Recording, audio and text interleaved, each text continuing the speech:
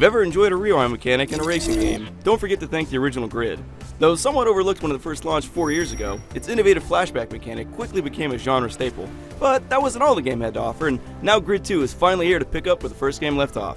Grid 2 introduces the True Feel handling system, which is basically a fancy way of saying we want the game to feel realistic without being super punishing. Players can dive in and immediately start drifting through corners without having to worry about things like tire management and gear ratios, but the team at Codemasters is also taking great pains to ensure that each ride feels authentic. The results definitely feel a bit more believable than something like Burnout, but they still keep a safe distance from hardcore sims like Gran Turismo. The single-player campaign follows the development of the WSR, a fictional racing series that gradually culls the finest drivers from Europe, Asia, and the US to create the ultimate motorsport global competition.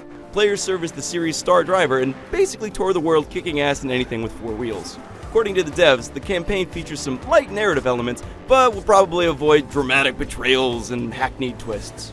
Players' jet-setting tour will take them to both recreations of licensed tracks, like the newly dubbed Red Bull Ring in Austria, and custom-created street courses based on extensive real-world scouting. Expect to see plenty of recognizable landmarks in cities from Chicago to Barcelona.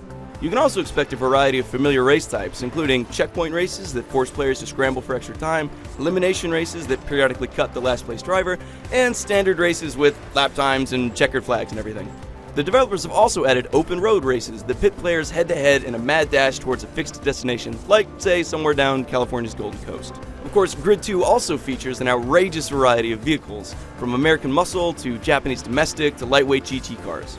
The spread is divided into 4 distinct tiers that gradually grow more powerful, forcing players to work their way up because, let's face it, most of us probably couldn't handle the supercars right out of the gate. If we could, the developers wouldn't have spent all this time perfecting the impressive damage modeling, right? Good thing we still got that rewind mechanic.